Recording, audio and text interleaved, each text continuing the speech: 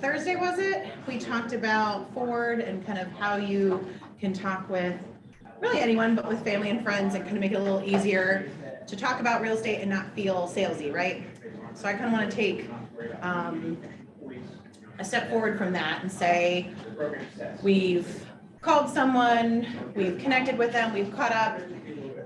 Real estate has naturally come up, and lucky you, they say, yeah, actually, I have been thinking about buying a home. So then it's digging into motivation, right? To know why they want to buy a home, like why they want to move now versus a year from now, a year ago. Kind of asking those questions and digging into it, right? So you could say, oh my gosh, I'm so excited that you're thinking about buying a home. What has you thinking about buying a home? And they might say, well, I've been running for a while and I just think it's time. And that's a good starter, right?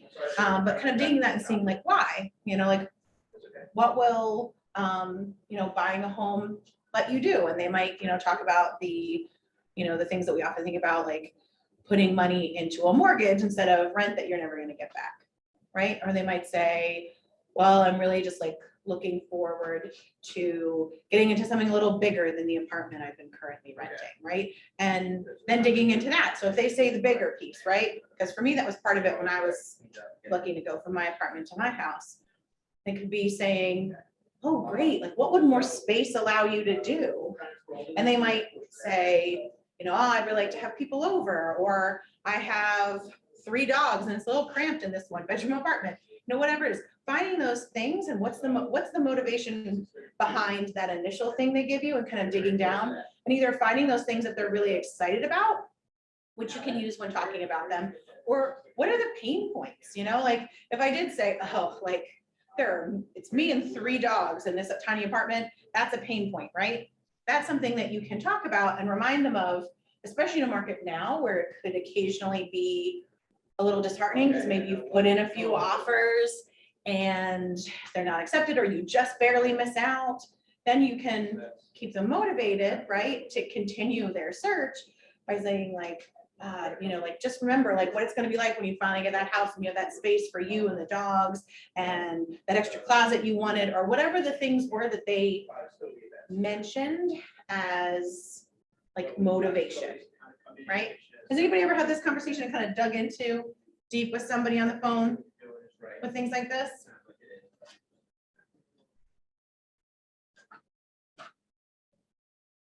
No. Anybody want to help me practice? I'll do one and then we'll have somebody else do one. Like I'll be the agent first, so it's an easy thing. You get to pretend that you want to buy a house. Right. Ricky, do you want to pretend? Let's go. All right, cool. All right, so I'm going to call you up. Ring, ring. This is Ricky. Hi, Ricky. This is Rachel with Keller Williams Legacy. We spoke the other day. You told me that it wasn't a good time, but that you were looking to work with an agent because you wanted to buy a house. So I'm just calling you back to kind of find out a little bit more about that. And I'd love to hear a little bit about why you're thinking about making a move. Yeah, so me and my wife started a new family, looking for the biggest space. And we have this big dog running around this little apartment, so it's a little cramped here. Oh my gosh, that's so exciting! Starting a family and more space for the dog. What kind of dog do you have? So we have a Rottweiler, right? Ooh, Rottweiler, that's a big, yeah. You got a small apartment and a big dog, that's hard. And it sounds like there might be more people coming into the family, into the house. Yeah. Absolutely.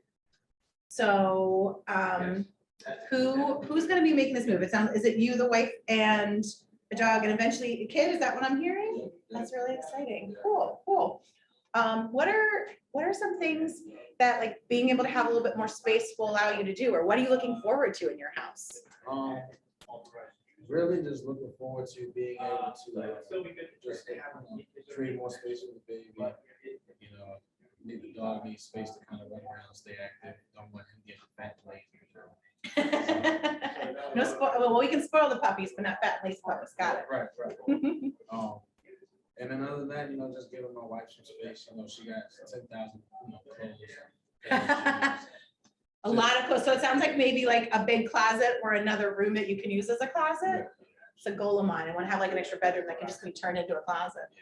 Cool, cool. Is there anything that you're really looking forward to in the new house? Here's space for the dog, closet for the wife. Yeah, so I've always kind of dreamed of like having my own Man cave. Whether it be another room or basement, something like that, somewhere I can have my own kind of just get it for a little bit. Love that. Great. Okay. And role play. Thank you. You were great. You kept going with it. Yeah, let me give you more things that I want. Love it. But you see, like Ricky gave me a few things and I kind of like dug deeper and kind of found out a little bit more. I could have even gone further and said, you know, like, oh, like what would a man cave? Like, what are you into? Like, is it a sport or is it like, you know, gaming? You know, like maybe he wants a man cave because he like has weekly poker games. I don't know. But finding out those things that are important to him will then allow me to make sure that I'm looking at homes that will give him the things that he wants, right? Because being able to find the home that they're interested in, so they want to put offers in, is going to help you be a successful agent. You keep showing them homes that don't fit their needs because you haven't bothered to ask what they are, means it's going to be hard for them to put an offer in. But also then, if we do run into a few times where Ricky's putting offers in and they're just not going through, or he's just barely missing him, being able to remind him of all those things that he's working towards and trying to get in the new house, it might help motivate him to stay in it versus going, forget this, I'll just keep running. Right? Okay, perfect.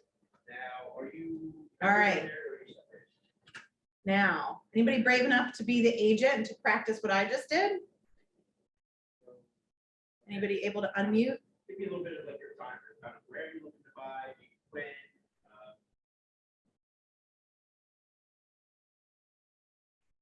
You want to do it, Ricky? All right, gold star for Ricky today.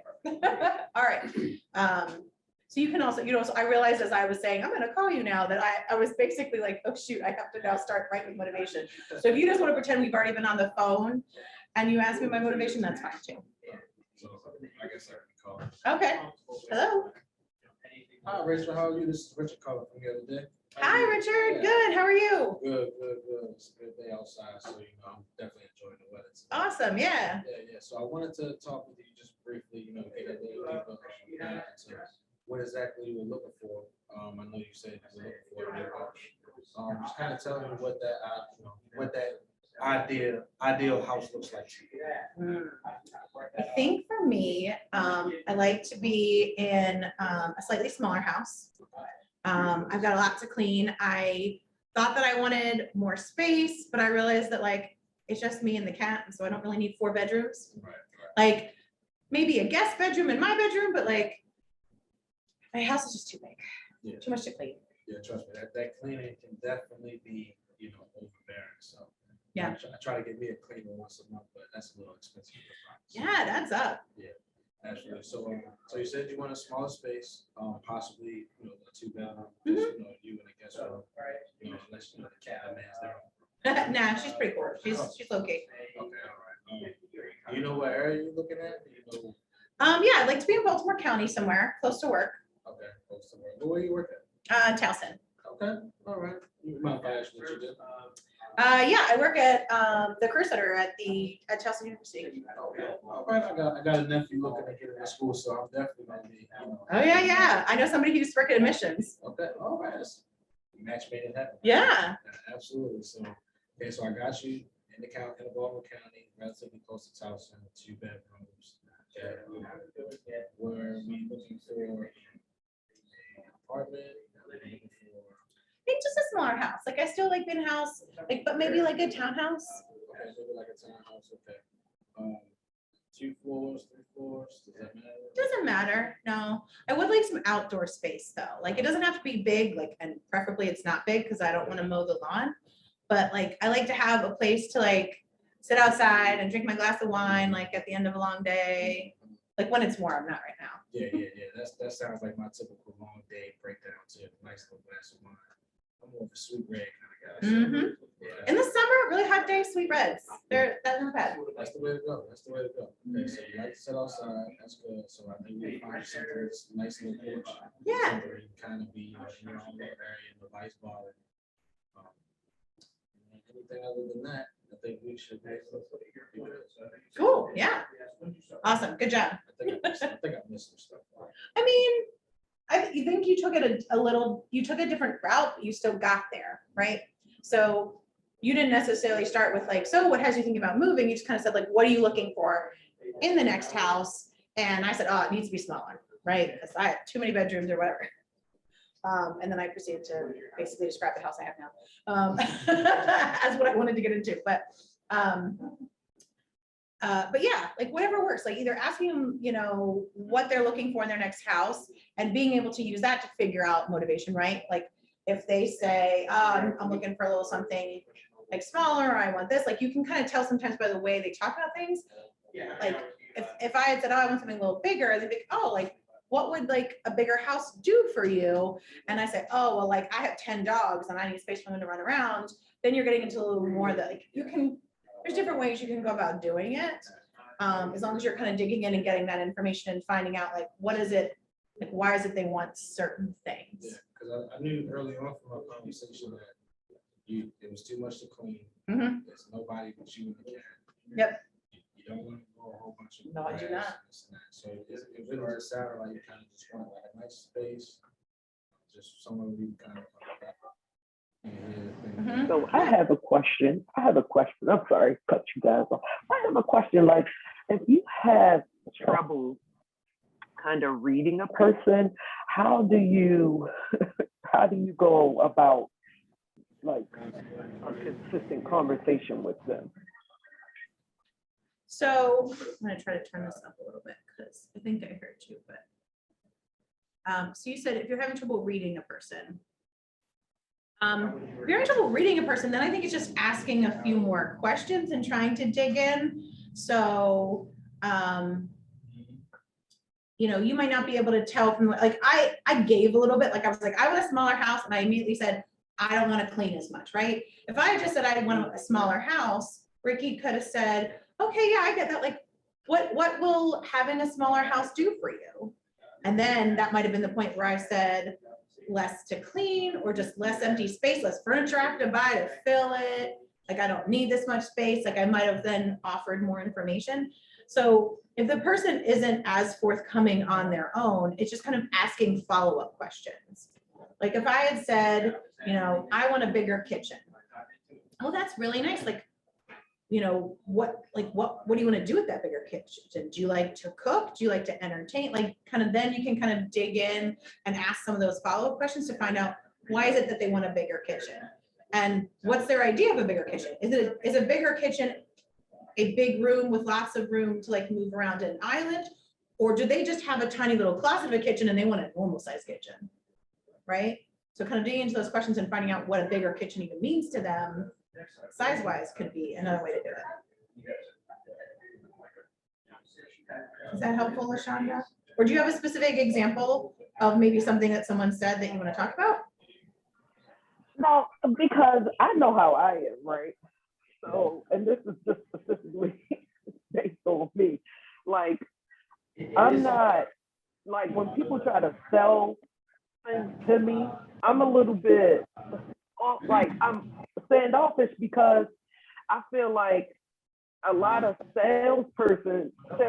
salespeople are trying to do a lot. And as opposed to me, you know, just kind of listening to them, I'm like, whatever, y'all always trying to sell me stuff. So so that's just a prime example of the things that I do. And I want to get out of that simply because now I'm an agent. So I want to be able to come to people and it's not to say that I'm not a compassionate person. I understand where they're coming from, but it's more so, you know, because in the past, I'm like, I don't want you to try to sell me things. Like, so I agree. It's based on me personally. Yeah, and that's, I mean, I think you were here on Thursday, right, when we talked about the Ford method and like, so I think you're right. I think if I just kind of said, hey, I heard you want to buy and why do you want to buy? Like, we both assumed that this was like our second conversation. So we've already built maybe some of that relationship already. And I think if you've built a relationship and you've said, yes, I want to talk to you more about this, hopefully when they start asking you, oh, you said you wanted to buy, tell me a little bit about why. hopefully that feels a little less salesy because you've already kind of bought in and want to have that conversation.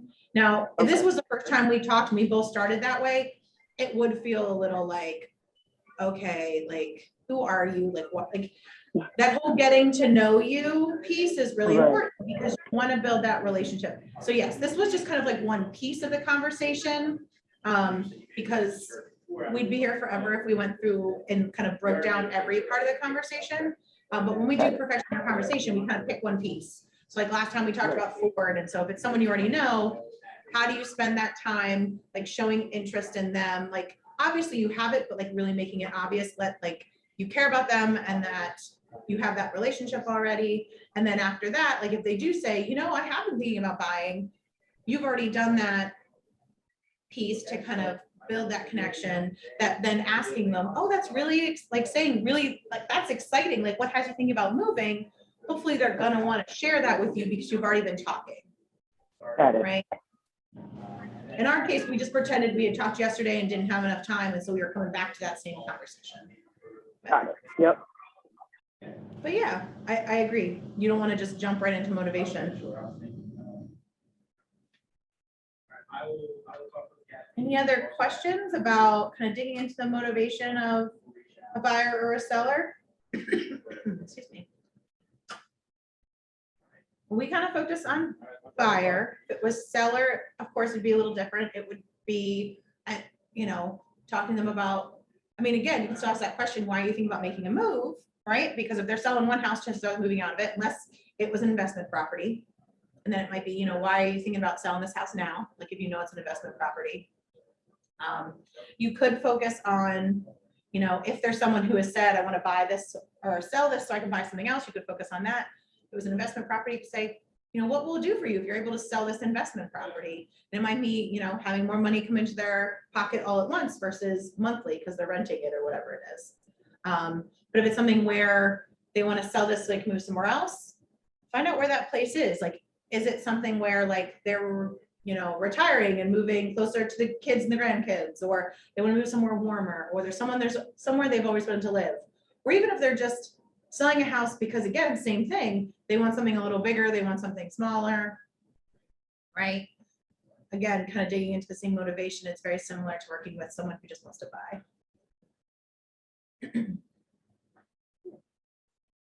Any final questions for today? All right, guys. Well, it was good to see you. Remember, we have group coaching today at 9:45 for agents that have done 0 to 3 closings, and then at 11, anyone that's done 4 to 10. So join us. We're going to talk about the spring market and how to take advantage of it and find business. Hope to see you guys later. Bye.